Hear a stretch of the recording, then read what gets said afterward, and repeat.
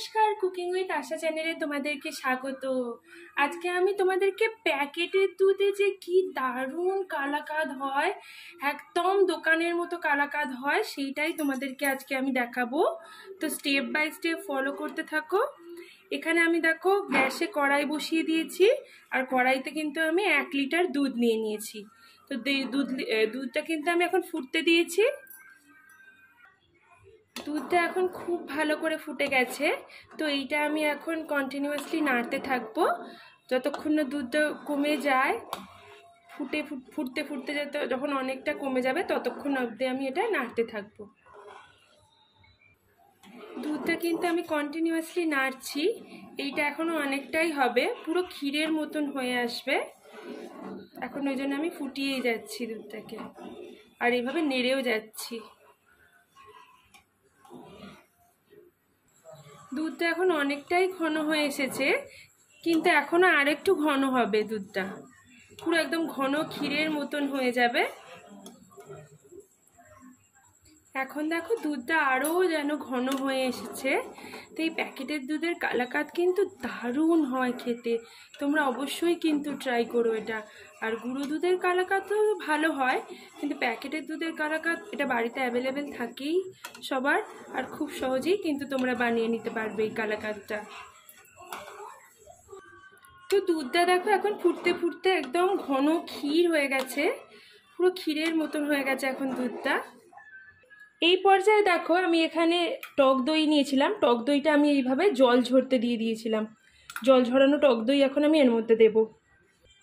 2 চামচ মতো জল ঝরানো টক দই আমি এখানে অ্যাপ্লাই করলাম। তো এখানে টক দই তোমরা দিও কিন্তু এরকম জল ঝরানো টক দই।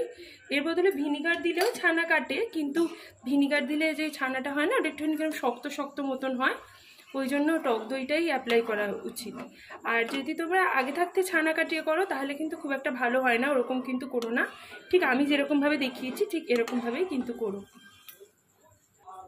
দেখো কি সুন্দর ছানা কেটে যাচ্ছে।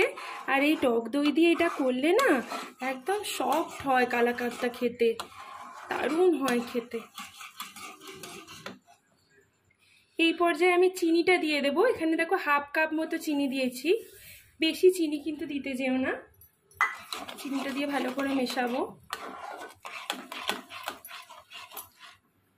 দেখো কি সুন্দর দানা দানা মতো হয়ে যাচ্ছে, আর কালারটাও কত সুন্দর এসেছে। আর তোমরা খুন্তি ইউজ করো কি স্প্যাচুলা ইউজ করো, ওটার সাহায্যে এরকমভাবে ঘেটে ঘেটে মতো দেবে। এখন দেখো এই পর্যায়ে এটা কিন্তু অনেকটাই হয়ে এসছে, প্রায় হয়ে এসছে এটা। এখন কিন্তু আমি গ্যাসের ফ্লেমটা অফ করে নেব। এখন দেখো আমি এরকম একটা প্লেট নিয়ে নিয়েছি, এর মধ্যে আমি একটুখানি ঘি দিয়ে নেব। ঘি দিয়ে বাটিটার মধ্যে মাখিয়ে নেব।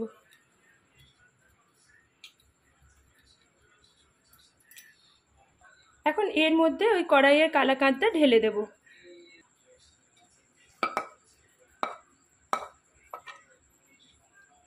আর খুন্তির সাহায্যে এটাকে একটু সমান করে নেব।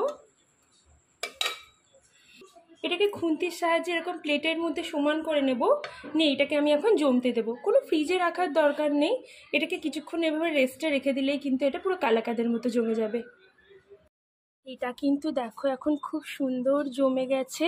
এখন আমি এটা পিস কেটে নেব, পুরো কালাকাঁদের মতন আমি পিস কেটে নেব এটা।